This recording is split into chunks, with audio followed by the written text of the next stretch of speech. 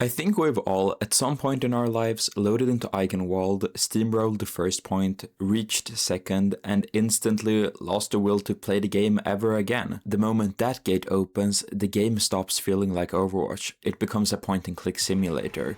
And the worst part, Blizzard seems determined to make that experience even more common. Hitscans are undoubtedly the most dominant damage archetype in the game, so today I will finally become the messenger they will all hail and shoot, because I'm here to say that another hitscan is not what this game needs. I never thought I would have to make this video. I knew hitscans were being power crept, but looking at the new heroes kit and gameplay, yeah, they've officially crossed the line. This was something I initially didn't mean to talk about, but with the release of Hero 52, I seriously think it's time to have a conversation. That's 3 oppressive and badly designed hitscans in a row, and it's clear they're not slowing down anytime soon, which forces us to have the uncomfortable discussion of what is the long-term problem with adding hitscan characters to Overwatch. The role has been getting power crept for years, and we're reaching a point where hitscan designs are genuinely starting to render half the cast obsolete. So just what makes hitscans so oppressive? Well, let's talk about it. So what actually makes hitscans problematic in the first place? Simply put, it comes down to accessibility to value, the risk-reward ratio baked into their role by default. The issue with hitscans is how much reward they can get for how little direct risk or commitment they need to take.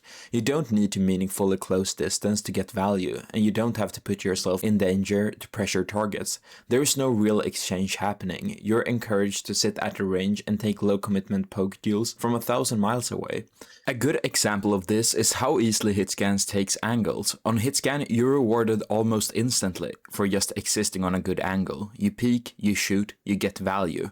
Compare that to a flex DPS like Echo or Genji. To get the same value, you need to do far more. You have to path safely around main spam, you have to stay unseen while rotating, you need to set up an entry and an exit, you're often forced into unfavorable 1v1s where the enemy has their full kit ready. You're constantly managing cooldowns and thinking multiple steps ahead just to make the play work, just to get the same amount of value. So what's the thought process of playing Ashe, you may wonder? Well, since your strongest rapid-fire sniper rifle can 2-tap people half across the map, you really don't have to close any distance. Well, it would be good if you don't stack main like a bot, but other than that, have decent aim, don't CD cycle like an absolute bot, and get free value. That's it. On flex DPS, you have to make the character strong. On hitscan, you don't. Their role is strong by default. Their movement, their primary, their passive, their CDs are all stronger. Their perks are better. They're also more often than not just free value. And then someone be like, but Emre, listen here, you brain dead fuck. I would call it balanced if it didn't have the hit radius of an AC 130, perks to make it more brain dead to use, and an 8-second duration. And then the hitscan players will counter it by saying, at least it's not an active ultimate. You have to aim, it's not free value. And it's like, wow, you have to aim in an FPS game? The skill ceiling really is high. Like Blizzard, have we really stooped to a level where we trust our player base so little that we have to hold their hand to this degree?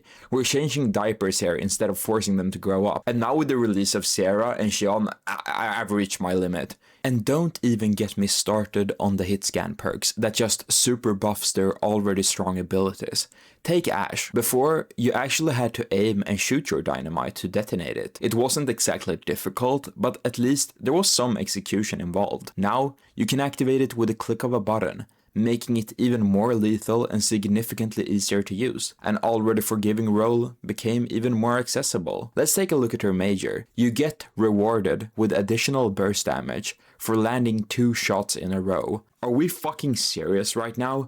You get rewarded for shooting your gun. You can pretty much take any hit scan and apply this to anything, which also exposes how hollow the role really is. If the only interesting thing you can add to a character is net buffing them to oblivion, then maybe, just maybe, they aren't that well designed at all. You can't really make mistakes, because you never have to actually engage and think about what you're doing, because 99% of hit scan skill expression and power lies in their primary fire, not their abilities. Here's a simple thought experiment.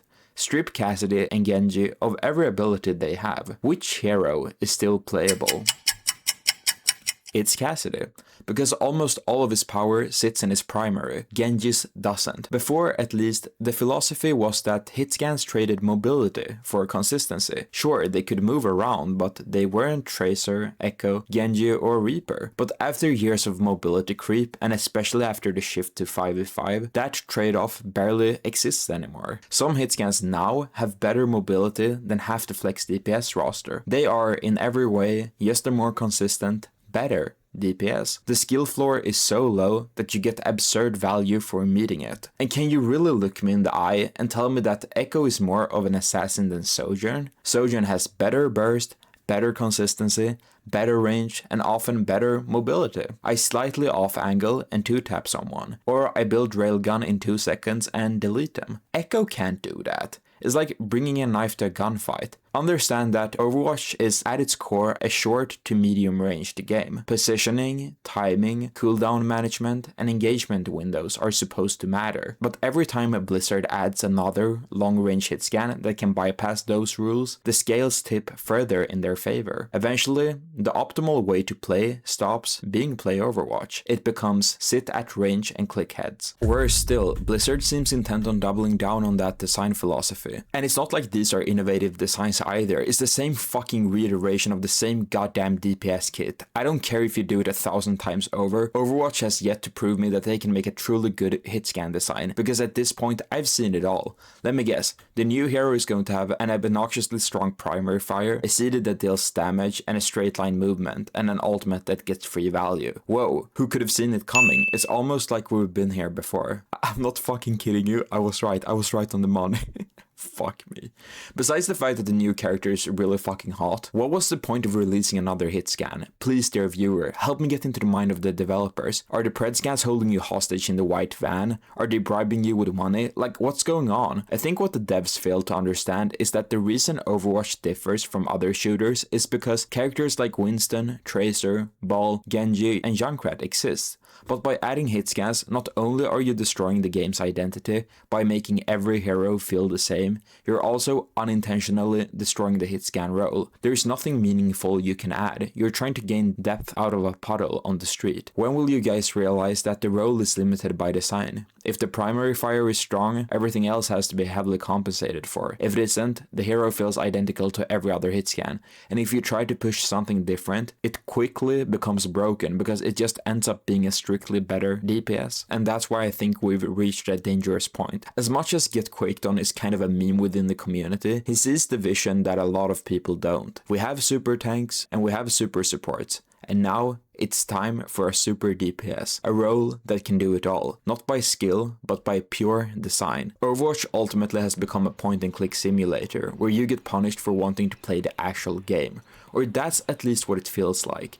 I don't know if I'm alone in feeling this, but playing against a pocketed hitscan is some of the most unfun you can possibly have, since you at every given moment have to change how you play the game just because they want to AFK. You could say that the Season 9 changes boosted hitscan players more than any other role, but in 5v5 they've always been oppressive. Nowadays, in any lobby above Masters, they just run double hitscan, Hazard, Diva or Zarya, and it's so fucking boring. How the once colorful game of Overwatch has been dumbed down to this is truly soul crushing to watch. It removes all the depth from the game.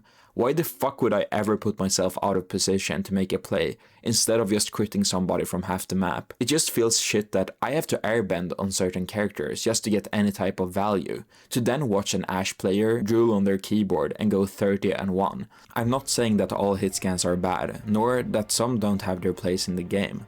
But eventually, we will need to have a discussion about whether we're playing Overwatch or Valorant.